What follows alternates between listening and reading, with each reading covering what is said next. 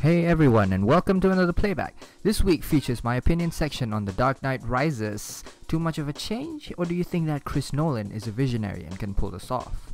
Some newsflash on Expendables 2, news about all three Batman Arkham City skin packs, and the DVD review of Green Lantern. Now, I'm gonna switch things up a little to talk about the controversial topic of Bane's costume in The Dark Knight Rises. This is what I think. I think Christopher Nolan is feeling a little rock star-ish, trying to recreate Bane in a totally different light.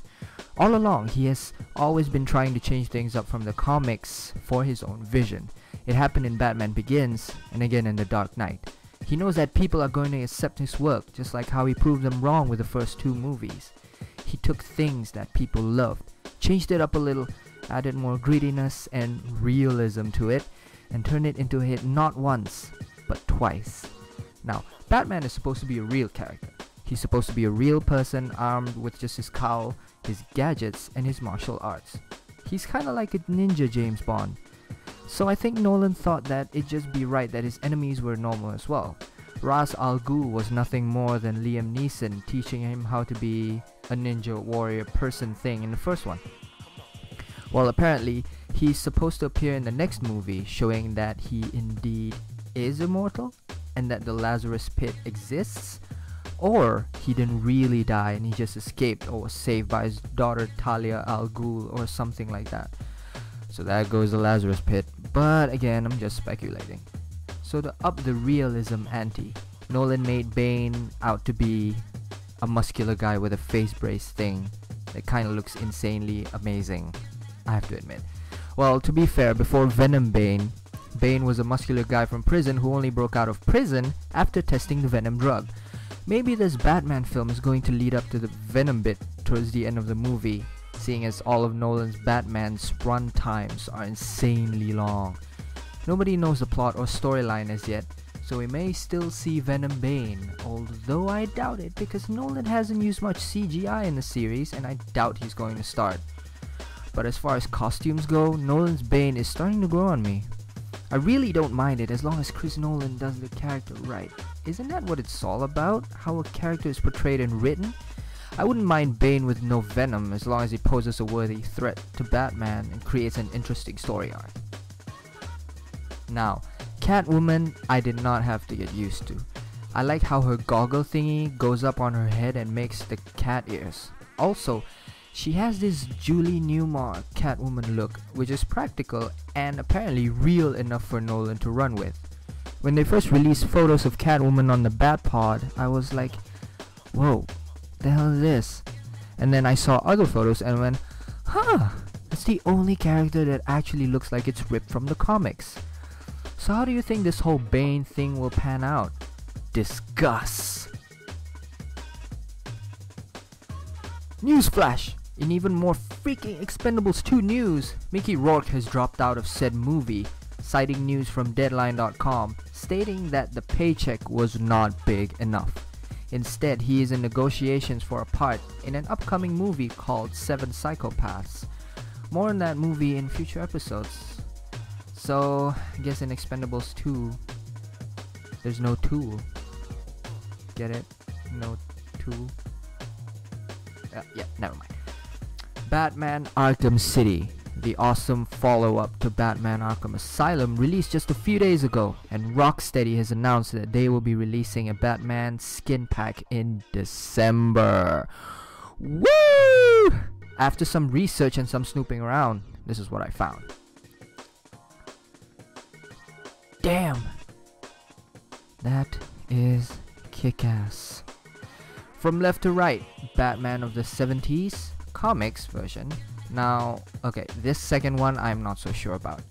It kinda looks like Adam West's Batman, but his Batman had a yellow utility belt and yellow background on his chest symbol, you know, like the 70s comics Batman.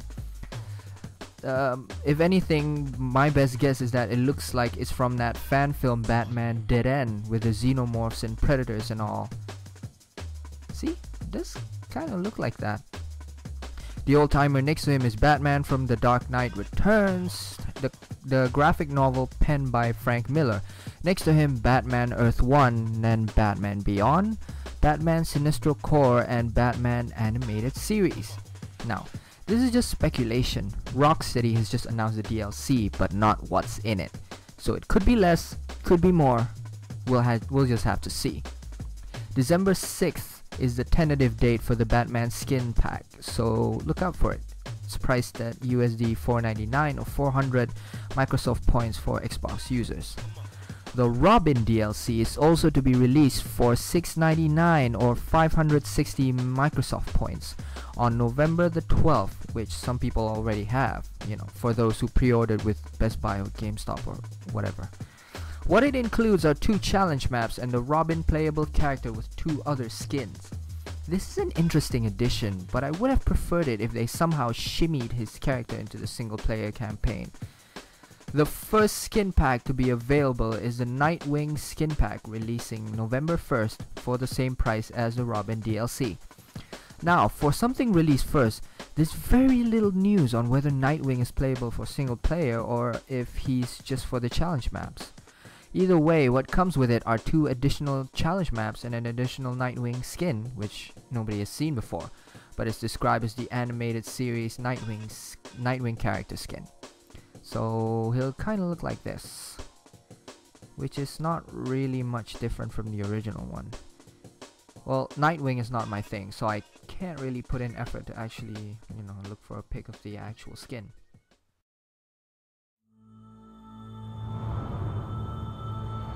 Billions of years ago, a race of immortals harnessed the most powerful force in existence, the emerald energy of willpower. These immortals, the guardians of the universe, built a world from where they could watch over all of existence. The planet Oa. A ring powered by the energy of will was sent to every sector of the universe to select a recruit. In order to be chosen by the ring, it was said one must be without fear. Together, these recruits formed the intergalactic peacekeepers known as the Green Lantern Corps.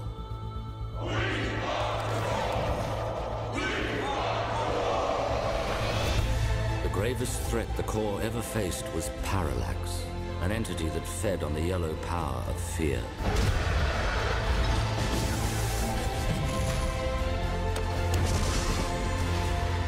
After defeating the Corps' finest warrior, the search for a successor began.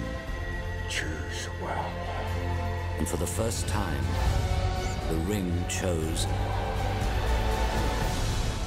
a human.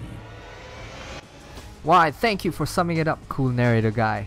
He basically summed up the premise of the movie for me. Oh, nice. Well, if you haven't realized it by now, my review this week will be for the Green Lantern DVD. If you haven't seen the DVD preview I included in the first episode of Playback, I mentioned that there is a special Blu-ray combo pack that comes with quite a few things. Most exciting for me would be the special code to unlock the Sinestro Corps Batman skin in the new Batman Arkham City. Except for the part where it's only for the PS3 and no other platform. The lack of Killzone, Uncharted, and Infamous was, it was bearable for me. But now I have to sit out Sinestro Corps Batman. Shit. Well, at least until the skin pack's release. That is, if it includes the skin.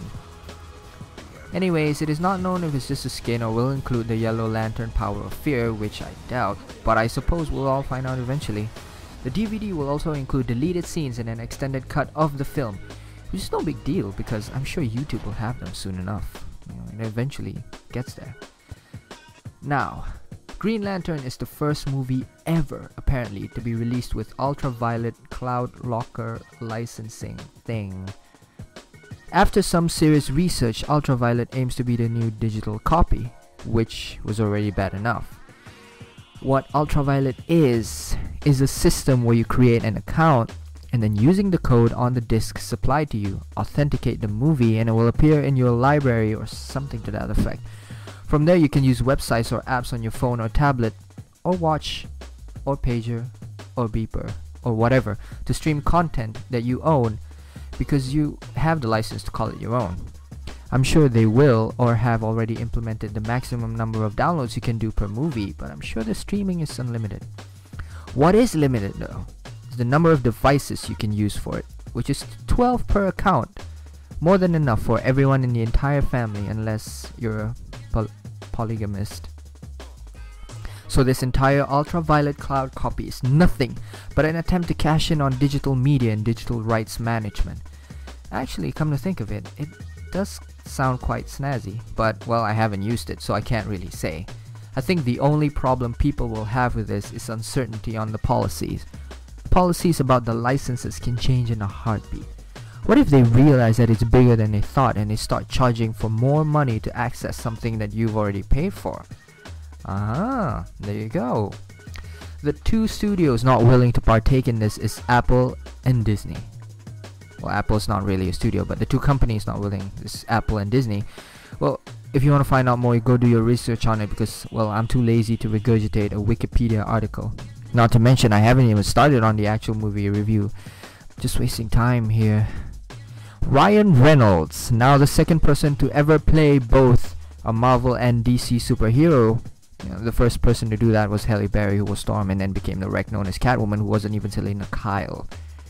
Really?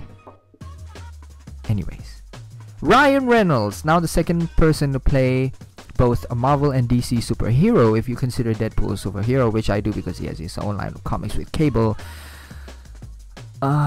This picture depicts them in a different light. They're buddies. Anyway, Ryan Reynolds plays Hal Jordan, a test pilot for Ferris aircraft who eventually gets chosen by Abin Sur's power ring when he gets too close to flatlining after he crash lands on Earth after being attacked by an unknown enemy, who then is revealed throughout the movie. Hal then becomes the first human Green Lantern, and he learns that with great power comes great responsibilities, blah blah blah. I've heard of Green Lantern prior to this film. I was never really into it because I was more of a Marvel guy. Because I'm now starting to see that DC's characters are actually story driven and less cartoonish. Well, most of their incarnations anyway. Then after I watched this movie, I got really interested in finding out more about the Green Lantern universe. Turns out Green Lantern is almost as old as Superman. Well, it's only 8 years younger. And the Green Lantern universe is way bigger than I thought. Bigger than Asgard and Valhalla combined. Bitch. The only thing I didn't like about this movie were the lame excuses they made to show Ryan Reynolds topless. Other than that, this movie succeeded like a mother... Shut your face! Well, to me at least. It made a profit of 19 million US dollars. That is a shitload of money. Surely that would have been enough to warrant a sequel, right? Well, Warner is not too excited about the idea of a sequel because apparently 19 million US dollars is not "this deserves a sequel" money. It's just chunk change for a bunch of rich ass men rife with avarice. Avarice, I tell you! But whatever. The movie was very good in my eyes.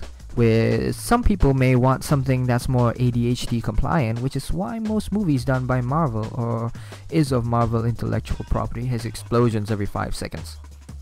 If it's not dark like Chris Nolan's Batman or explosive like every other Marvel movie, then the general public and most movie reviewers are gonna hate it for some reason. Green Lantern has a bit of both in it. It has impressive visuals with adequate action scenes and also has a backstory to everything.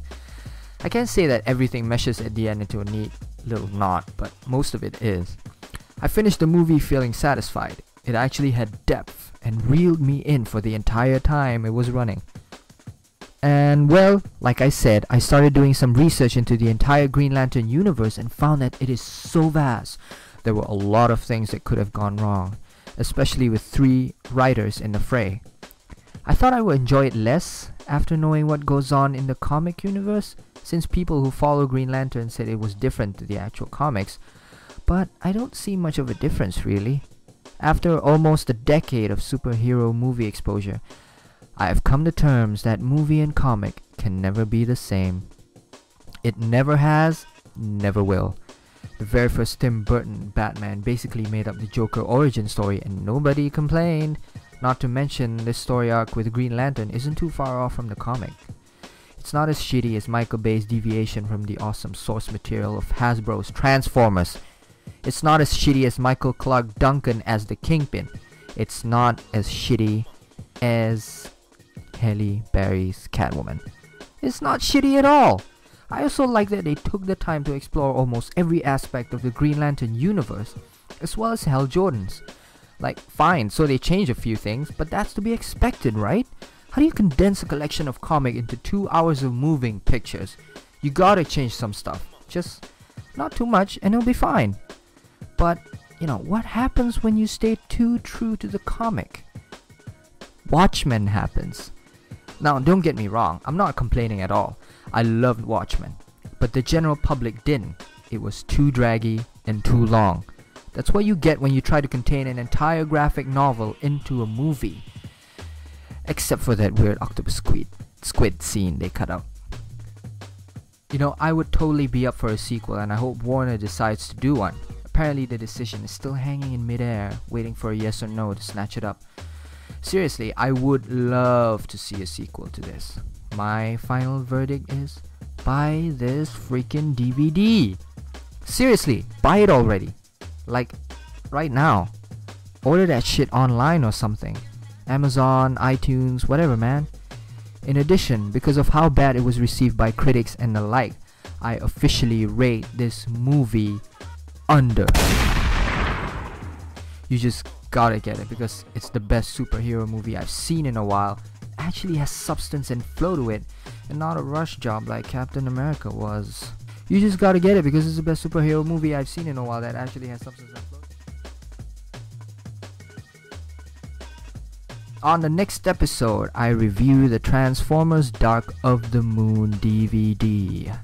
Until then, so long, and thanks for watching. And don't forget to subscribe.